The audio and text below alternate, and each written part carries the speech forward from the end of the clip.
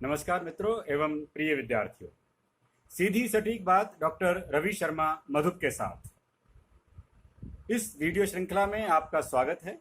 और इसमें आजकल आप देख रहे हैं हिंदी का वैश्विक स्वरूप। उसके अंतर्गत मैं बात कर रहा हूं प्रवासी हिंदी साहित्य पर। और दो इसके भाग मैं अभी तक जारी कर चुका हूं, जिसमें मैंने प्रवासी शब्द और उससे मिलते जुलते शब्द जैसे अप्रवासी, अनिवासी भारतीय या NRI आदि शब्दों को मैंने स्पष्ट किया। और उसके बाद अभी तक गिरमिटिया देशों के साहित्य पर चर्चा हो चुकी है, जिसमें आप जान चुके हैं मॉरिशस का प्रवासी हिंदी साहित्य, फिजी, सूरीनाम और त्रिनिडाद का प्रवासी हिंदी साहित्य। आज की इस वीडियो में मैं बात करने जा रहा हूं अमेरिका, इंग्लैंड और कनाडा के प्रवासी हिंदी साहित्य के बारे में। और इसको शुरू करूं उससे पहले मैं अपने उन कुछ विशेष आत्मीय बंधुओं के नाम लेना चाह रहा हूं जो मेरी इस वीडियो श्रृंखलाओं को पसंद कर रहे हैं, सब्सक्राइब कर रहे हैं और आगे मित्रों में चर्चा कर रहे हैं।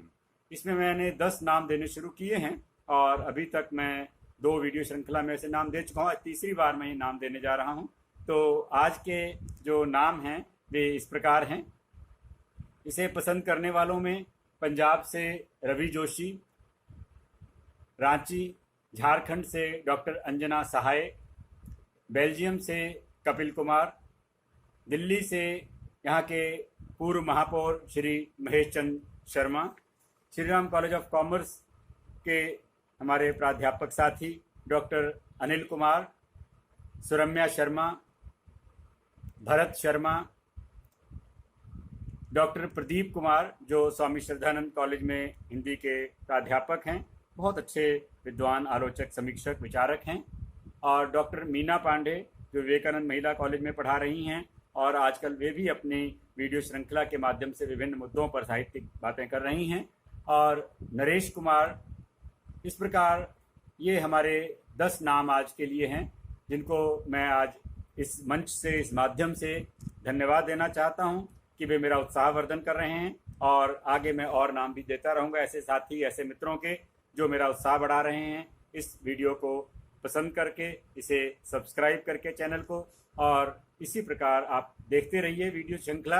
आज हम बात करने जा रहे हैं प्रवासी हिंदी साहित्य, और वह भी अमेरिका, इंग्लैंड, कनाडा देशों का साहित्य।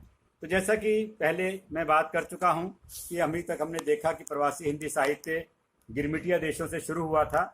और वहाँ जो लोग गए वे लोग विवशतावश गए या उनको ले जाया गया जहाज़ों में भर कर के, और उनको कई तरह के स्वप्न दिखाए गए और कई प्रकार से उनको ऐसे वहाँ पर झेलने पड़े कष्ट जो बहुत ही मार्मिक थे और जिसका वर्णन उन्होंने अपने साहित्य में किया।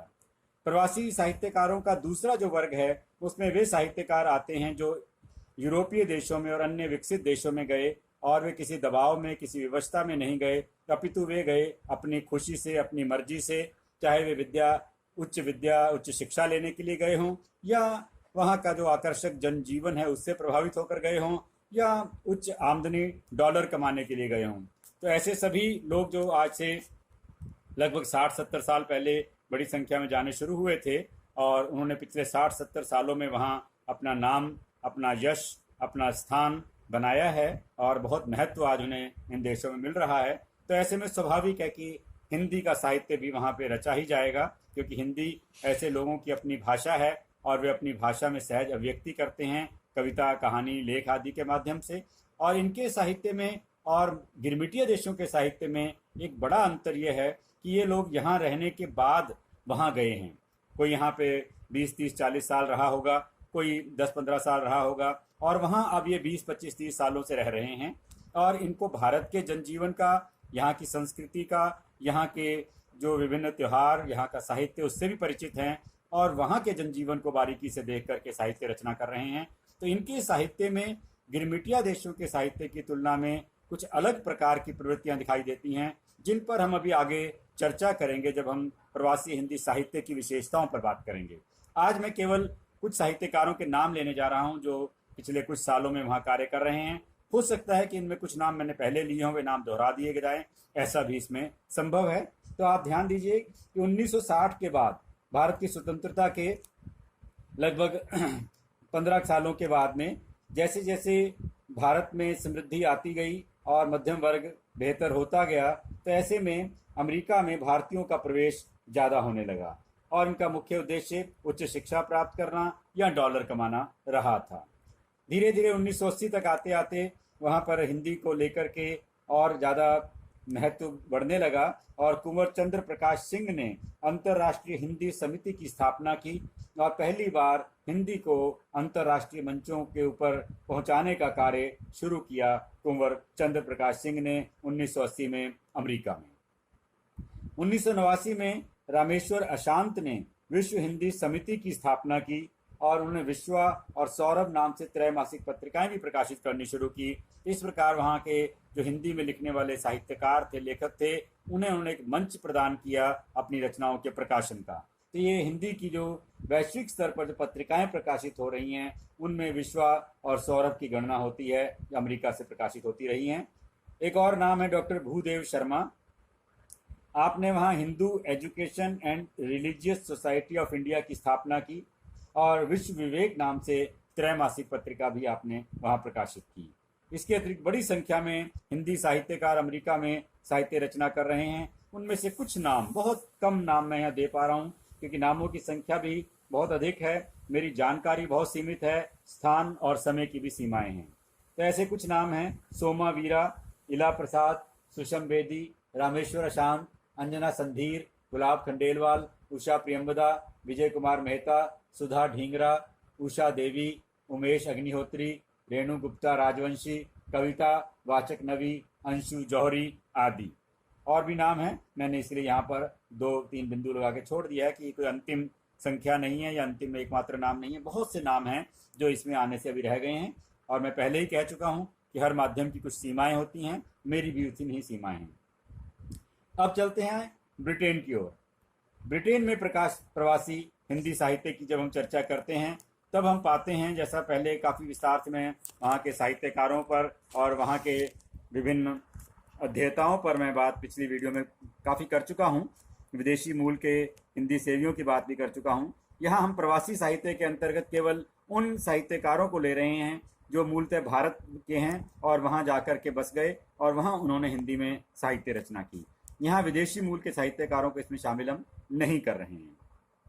तो इसमें एक बड़ा नाम, जैसा मैं पहले बता चुका हूँ, कृष्ण कुमार का है। वे कविताएं भी लिखते हैं, कहानियां भी लिखते हैं और हिंदी की सेवा के लिए निरंतर सक्रिय रहे हैं।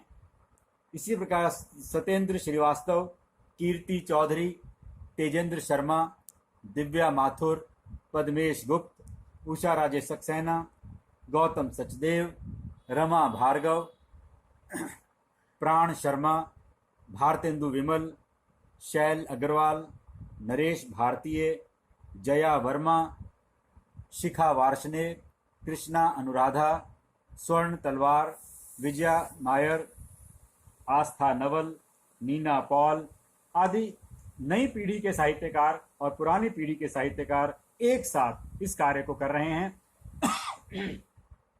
विभिन्न संस्थाओं की स्थापना भी कर रहे हैं, साथ साथ पत्र पत्रिकाएं भी प्रकाशित कर रहे हैं।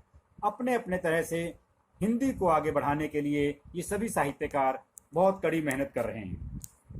कनाडा से भी ऐसे ही बहुत सकारात्मक साहित्यकार हमारे बीच हैं। तो कनाडा में प्रवासी हिंदी साहित्य की जब हम बात करते हैं तब हम देखते हैं कि 1903 में वहाँ भारतीयों का कनाडा में जाना शुरू हो गया था। बीच में 1908 में कुछ प्रतिबंध लगा दिए गए थे, जो अन्य देशों से भारतीय वहाँ जाते थे उनको जाने से मनाही कर दी गई थी। और 1966 में फिर नीति में परिवर्तन किया गया और वहाँ भारतीयों का प्रवेश सुगम बना दिया गया और बड़ी संख्या में भारतीय और ख़ास तौर पे पंजाब से जाने वाले लोग वहाँ पर स्थापित होते चले गए। और आपको मालूम होगा कि इस समय वहाँ की जो संसद है उसमें बड़ी संख्या में पंजाब से गए हुए प्रवासी भारतीयों का बोलबाला है। 4 मंत्री भी भारतीय मूल के वहाँ पर हैं। तो इस तरह भारतीय लोगों ने अपनी मेहनत से, अपनी प्रतिभा से वहाँ अपने लिए नाम बनाया अपना और यश कमाया। 1976 में सरदार रघुवीर सिंह ने विश्व भारती पत्रिका की स्थापना प्रारंभ किया। ये मूल रूप से धार्मिक और सांस्कृतिक सूचनाएं देने वाली पत्रिका थी और इसका उद्देश्य उस समय सीमित था, लेकिन समय के साथ साथ और जो पत्रिकाएं प्रकाशित हुई उनमें हम देखते हैं कि 1990 में उमेश विजय ने संगम पत्रिका प्रकाशित की। 1998 में श्री श्याम त्रिपाठी ने हिंदी चेतना पत्रिका प्रकाशित करनी प्रारंभ की। और जब साहित्य की बात आती है तो 1988 में श्रीनाथ प्रसाद द्विवेदी ने कैनेडियन नाम से एक काव्य संग्रह निकाला। 1995 में डॉक्टर निर्मला आदेश ने किंजल्क नाम से एक काव्य संग्रह संपादित किया। और इसी प्रकार अन्य अनेक साहित्यकार अपने अपने स्तर पर इस कार्य को कर रहे हैं। उनमें कुछ नाम मैं आपके सामने लेना चाहूँगा, जिसमें नरेंद्र भागी, राज शर्मा, समीर लाल, जसवीर कलरवी, डॉक्टर स्नेह ठाकुर, भूपेंद्र सिंह, डॉक्टर शैलजा सक्सेना, प्रोफेसर सुमन कुमार घई आदि अनेक साहित्यकार कनाडा में प्रवासी हिंदी साहित्य को विकसित कर रहे हैं, आगे बढ़ा रहे हैं। और एक और मैं नाम यहाँ लेना चाह रहा हूँ इसके आज की इस वीडियो के अंत में। चेकोस्लोवाकिया में रहे निर्मल वर्मा, जो 28 वर्ष तक चेकोस्लोवाकिया में रहे और उन्होंने वहाँ रहकर 35 से अधिक कृतियों की रचना की। और उनकी बहुत ही चर्चित कृति है चीड़ों पर चांदनी, जिसमें उन्होंने वहाँ के पूरे जनजीवन को, वहाँ के त्योहारों को, वहाँ की संस्कृति को, वहाँ की प्रकृति को बहुत ही सुंदर तरीके से चित्रण किया है। लेकिन विद्वानों में इस बात को लेकर अभी सहमति नहीं है कि क्या हम ऐसे साहित्यकारों के साहित्य को प्रवासी साहित्य माने या ना माने जो वहाँ कुछ समय रहने के बाद भारत लौट आए। हालांकि मेरे विचार में यह भी प्रवासी साहित्य के अंतर्गत आना चाहिए, क्योंकि 28 वर्ष लंबा समय होता है। इतने समय में कोई व्यक्ति वहाँ के समाज, वहाँ की संस्कृति, वहाँ के जनजीवन को अच्छी तरह देखभाल सकता है। तो ऐसे में वहाँ के अनुभवों पर आधारित जो साहित्य रचना की गई है उसे भी प्रवासी साहित्य के अंतर्गत शामिल किया जाना चाहिए। हालांकि बहुत से लोग निर्मल वर्मा के साहित्य को प्रवासी साहित्य में शामिल नहीं करते हैं, क्योंकि यह भी हो सकता है कि कोई व्यक्ति 10-15 साल पहले गया हो और 10-15 साल से ही वहाँ रह रहा हो किसी और देश में, और उसके साहित्य को हम प्रवासी साहित्य मान लें। हो सकता है वो 10 साल बाद वापस आ जाए, तब हम क्या करेंगे। तो इसलिए मित्रों, मेरा ये विचार है कि प्रवासी साहित्य के जो अवधारणा है उसे हम व्यापक रूप देना चाहिए। जो भी व्यक्ति प्रवास में रह करके, किसी अन्य देश में रह करके लंबे समय तक वहाँ के जनजीवन पर आधारित अगर रचनाएं देता है, वहाँ के समाज, वहाँ की संस्कृति को हमारे सामने लेकर आता है हिंदी के माध्यम से, तो सबको हम प्रवासी साहित्य मान सकते हैं। इस प्रवासी साहित्य की क्या विशेषताएं हैं, कैसे ये प्रवासी साहित्य भारत में लिखे जा रहे हिंदी साहित्य से किन बातों में अलग है, ऐसी सारी बातों को मैं अगली वीडियो में चर्चा करूंगा, जिसका शीर्षक होगा प्रवासी साहित्य की विशेषताएं। तो मित्रों, ये वीडियो आपको कैसी लगी, इसके बारे में अपने विचार, अपनी राय, अपनी टिप्पणी YouTube पर अवश्य दीजिए, ताकि मुझे पता चले कि आप इसमें क्या और चाहते हैं या कौन सी चीज़ आपको पसंद ज़्यादा आ रही है या नहीं आ रही है। मैं उसी के अनुसार अपनी इन वीडियो में परिवर्तन भी लगातार करता रहा हूँ। ये जो नाम देने का विचार मेरे मन में आया, इसी वजह से आया कि कुछ साथी बहुत अच्छे सुझाव भी दे रहे हैं और उनसे मुझे मार्गदर्शन भी मिल रहा है। तो इसी प्रकार आप सुझाव देते रहिए, अपनी बात मेरे तक पहुंचाते रहिए और देखते रहिए सीधी सटीक बात डॉक्टर रवि शर्मा मधुप के साथ। नमस्कार।